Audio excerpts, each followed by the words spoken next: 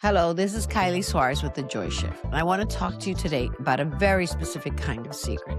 And it's not the kind of secret that ruins lives on television. It's much quieter than that. It's the secret you carry into boardrooms, into PTA meetings, into dinner parties with your friends. But first, if you haven't subscribed to The Joy Shift yet, do that right now.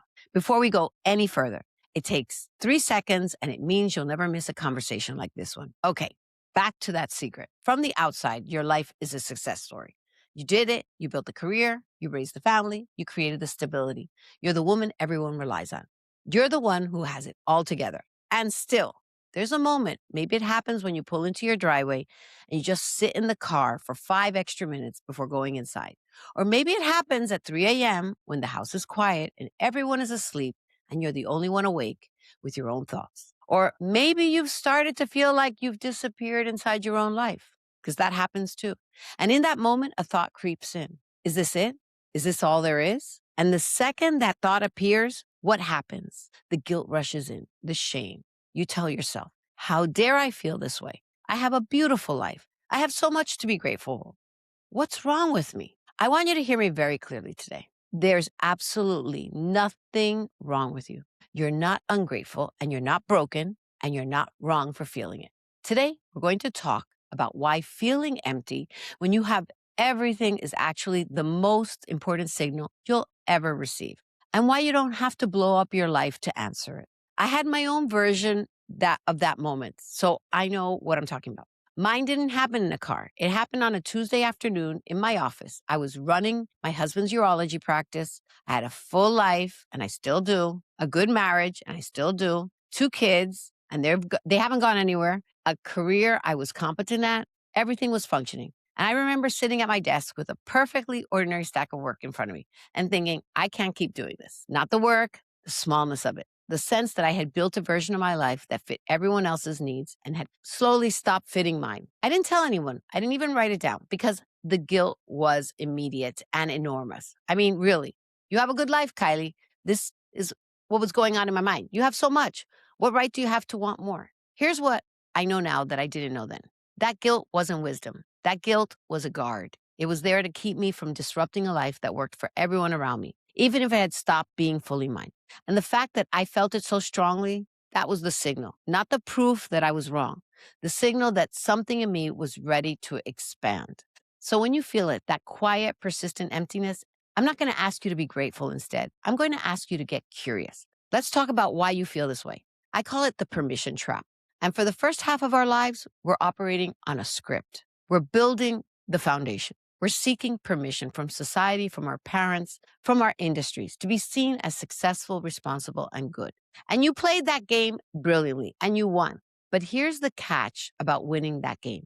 The skills that helped you build the foundation are not the same skills that will help you enjoy the house. You've spent decades building a life for the woman you were, for the people who needed you.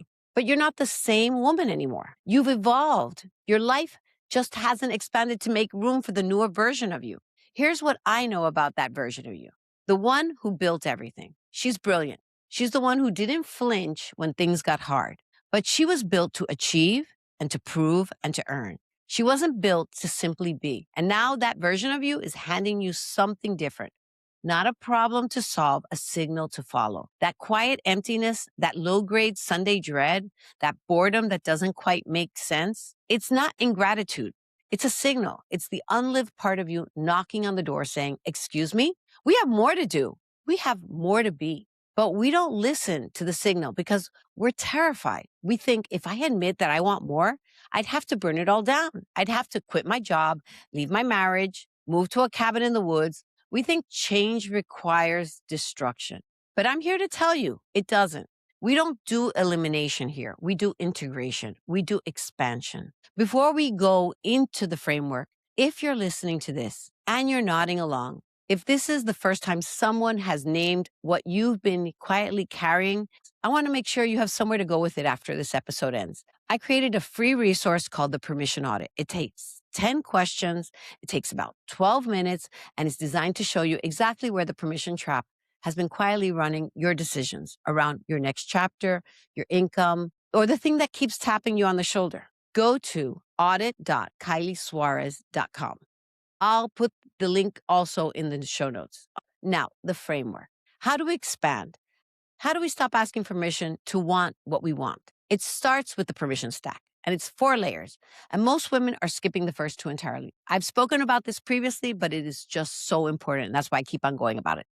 The first layer is desire. You have to let yourself want something just because you want it, not because it serves your family and not because it looks good on a resume and not because it's sensible or safe or easy to explain at dinner, just because it lights you up. And this sounds simple, but it's not simple because for women who have spent decades making decisions based on what everyone else needs, permitting yourself a pure, selfish, personal desire can feel almost transgressive, but do it anyway. Now, the second layer is permission. And this is the hardest part for women like us. You have to give yourself the permission you've been waiting for someone else to give you. No one is coming to hand you a certificate that says you've served enough. You may now enjoy your life. You have earned the right to want something that is yours. You have to sign that slip yourself. And I know that feels impossible because you've been rewarded your entire life for waiting, for deferring, for asking first. The permission trap runs deep. But here's what I've learned. The permission you're waiting for will not come from the outside. Was never going to. The only version that matters has always been the one you give yourself. And the third layer is action, not massive action, not quit your job action, not announce your entire new identity to the internet action. The next honest action. What's a 5-degree shift you can make this week? What's 1 hour you can reclaim for yourself? What's one conversation you've been postponing because having it would make this real? Start there.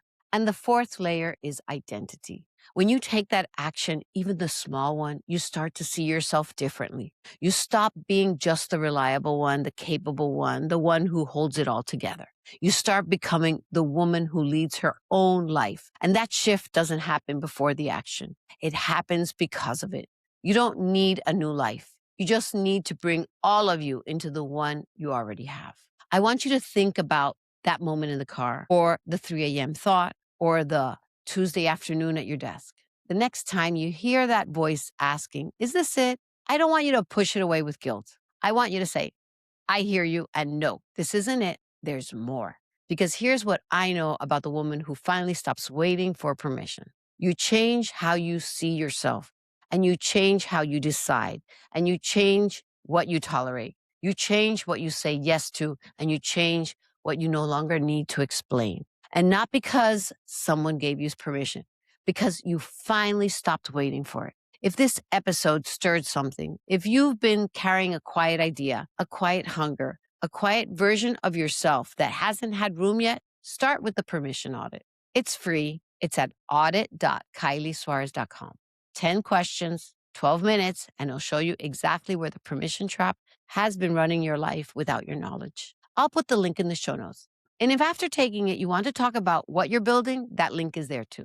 Make sure you're subscribed to The Joy Shift because this is the conversation we're going to keep having about identity, reinvention, self-trust, and what it looks like to build what's next without burning down what already matters. I'm Kylie Suarez. This is The Joy Shift, and I'm so glad you're here.